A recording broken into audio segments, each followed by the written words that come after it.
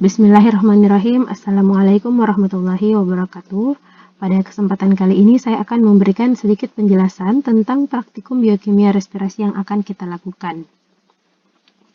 Setelah melaksanakan praktikum ini, mahasiswa diharapkan mampu menjelaskan aspek biokimia respirasi dan aplikasi klinisnya, serta mampu menggunakan, mengintegrasikan, dan menerapkan aspek biokimia respirasi pada blok pembelajaran berbasis kasus-kasus terkait selanjutnya. Sebelum itu, kita masuk sedikit pendahuluan tentang hemoglobin.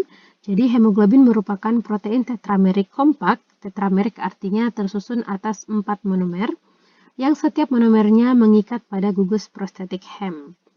Darah manusia mengandung sekitar 12,6 hingga 18,4 gram per desiliter hemoglobin, tergantung pada umur dan jenis kelamin individu tersebut.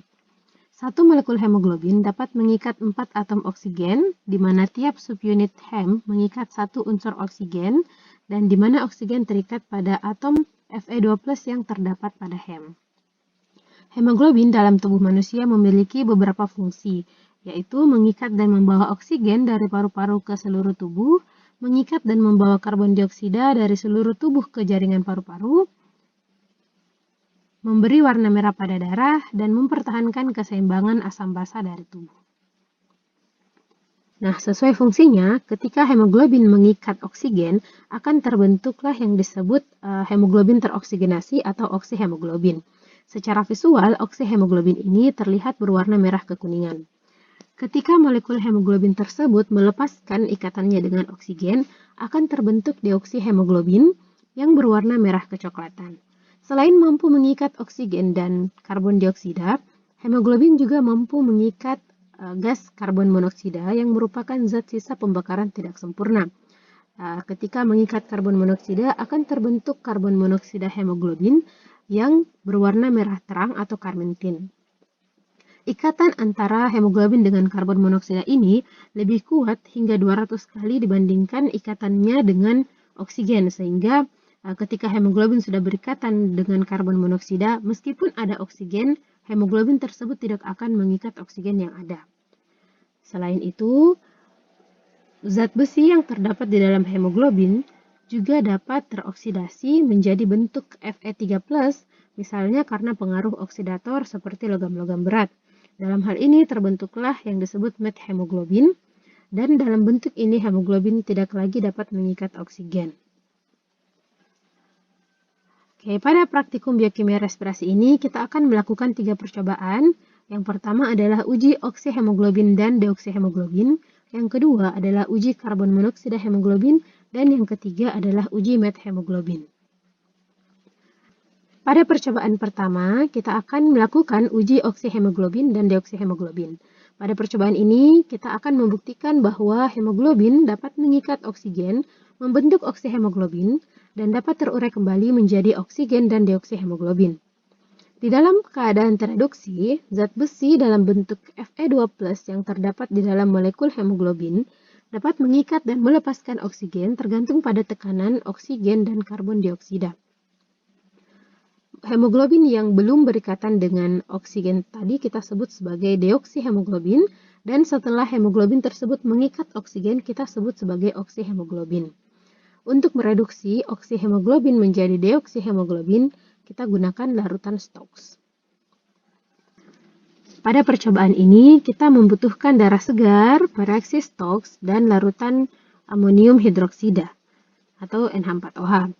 Nah, yang pertama kita lakukan adalah pembuatan larutan Stokes dengan cara mencampurkan 2 ml reaksi Stokes dengan amonium hidroksida secukupnya untuk melarutkan endapan yang segera terbentuk.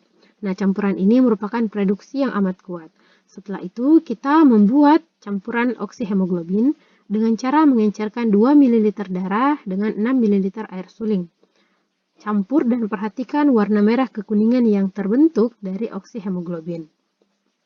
Setelah itu, bagi 2 isi tabung tersebut hingga masing-masing tabung berisi 4 ml campuran darah, di mana tabung 1 ini akan kita gunakan sebagai kontrol. Sedangkan pada tabung 2 akan kita gunakan untuk membentuk deoksihemoglobin dengan cara memasukkan beberapa tetes larutan Stokes ke dalam tabung tersebut. Campur dan perhatikan perubahan warna akibat deoksihemoglobin yang terbentuk, dan bandingkan dengan tabung 1. Setelah itu, pindahkan 2 ml larutan deoksihemoglobin di tabung 2 ke dalam tabung 3, dan di sini tabung 2 akan digunakan kembali sebagai kontrol. Tabung 3 akan kita gunakan untuk melakukan reoksigenasi dari deoksihemoglobin atau pembentukan kembali oksihemoglobin dari deoksihemoglobin dengan cara melakukan pengocokan kuat pada tabung 3 yang berisi deoksihemoglobin, maka akan kembali terjadi oksigenasi dari udara. Perhatikan warna dari oksihemoglobin yang kembali terbentuk. Nah, proses oksigenasi dan deoksigenasi ini dapat dilakukan secara berulang-ulang atau reversibel. Setelah itu, saudara dapat mengisi hasil yang saudara dapatkan pada laporan praktikum dengan mengamati atau menuliskan warna yang terbentuk dari tabung 1 yang berisi oksihemoglobin, tabung 2 yang berisi deoksihemoglobin, dan tabung 3 yang berisi hasil reoksigenasi dari deoksihemoglobin. Selanjutnya kita masuk ke percobaan 2, yaitu uji karbon monoksida hemoglobin, di mana kita ingin membuktikan bahwa hemoglobin dapat mengikat karbon monoksida yang ikatannya lebih kuat daripada ikatan antara hemoglobin dengan oksigen. Gas karbon monoksida ini berasal dari proses-proses pembakaran yang tidak sempurna dan dapat mengikat hemoglobin membentuk karbon monoksida hemoglobin. Ikatan ini sangat kuat, hingga 200 kali lebih kuat dibandingkan ikatan antara hemoglobin dengan oksigen. Karbon monoksida hemoglobin yang terbentuk ini secara visual berwarna merah terang atau karmin tint. Dan apabila kita tambahkan larutan Stokes ke dalam campuran karbon monoksida hemoglobin ini, tidak akan terjadi perubahan warna, karena ikatan yang sangat kuat antara hemoglobin dan karbon monoksida tersebut.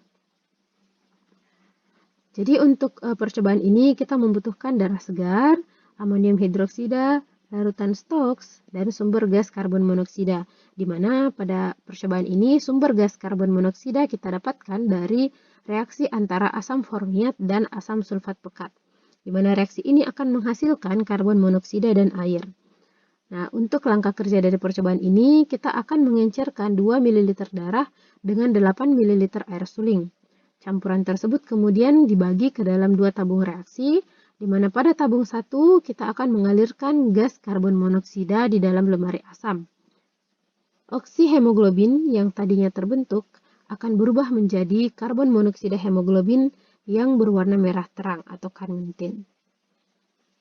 Kemudian pada tabung 2 yang berisi oksihemoglobin, kita gunakan sebagai kontrol untuk dibandingkan dengan tabung 1 yang berisi karbon monoksida hemoglobin tadi. Nah, pada tabung 2 ini oksihemoglobin tampak berwarna merah kekuningan jika dibandingkan dengan tabung 1 yang berwarna merah terang. Pada tabung 1 kemudian kita akan pindahkan masing-masing 1 ml ke dalam tabung 3 dan 4, di mana pada tabung 3 akan ditambahkan beberapa tetes pereaksi Stokes, dan pada tabung 4 akan diencerkan dengan Aquades. Kemudian kita akan membandingkan perbedaan warna antara tabung 3 dan tabung 4. Selain itu, pada tabung 2 juga kita akan pindahkan masing-masing 1 ml ke dalam tabung 5 dan 6, di mana pada tabung 5 akan kita tambahkan beberapa tetes pereaksi Stokes, dan pada tabung 6 akan diencerkan menggunakan Aquades. Kemudian kita akan membandingkan perbedaan warna antara tabung 5 dan 6. Setelah itu, saudara dapat menuliskan hasil yang saudara amati pada tabel berikut, di mana kita akan membandingkan bagaimana warna yang terbentuk dari karbon monoksida hemoglobin dan oksihemoglobin sebelum penambahan pereaksi Stokes dan setelah penambahan pereaksi Stokes. Percobaan terakhir pada praktikum ini adalah uji methemoglobin, di mana pada percobaan ini kita akan melihat apabila besi dalam molekul hemoglobin dioksidasi menjadi bentuk Fe3+, maka terbentuk methemoglobin yang tidak lagi dapat mengikat oksigen. Jadi pada percobaan ini kita menggunakan kalium ferricyanida sebagai oksidator, dan nantinya zat besi dalam hemoglobin dalam bentuk Fe2+ akan teroksidasi dan berubah menjadi bentuk Fe3+, di mana dalam bentuk methemoglobin ini hemoglobin tidak lagi dapat mengikat oksigen. Nah, untuk percobaan ini kita membutuhkan darah segar, pereaksi kalium ferricyanida 33% dan larutan STOX. Untuk tabung pertama, kita encerkan 1 ml darah dengan 4 ml air suling, kemudian ditambahkan beberapa tetes kalium ferricyanida 33% dan dilakukan pengocokan kuat. Di sini kita dapat memperhatikan perubahan warna yang terjadi.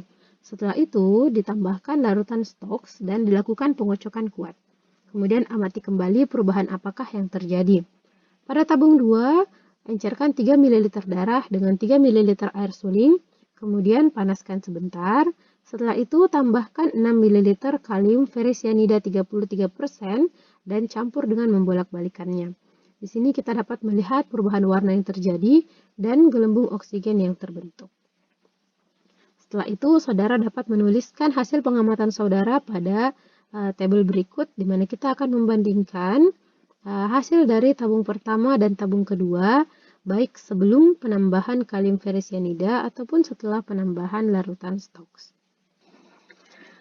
Nah, untuk melihat video demonstrasi praktikum untuk praktikum biokimia respirasi ini, saudara dapat akses melalui link yang tertera di layar berikut.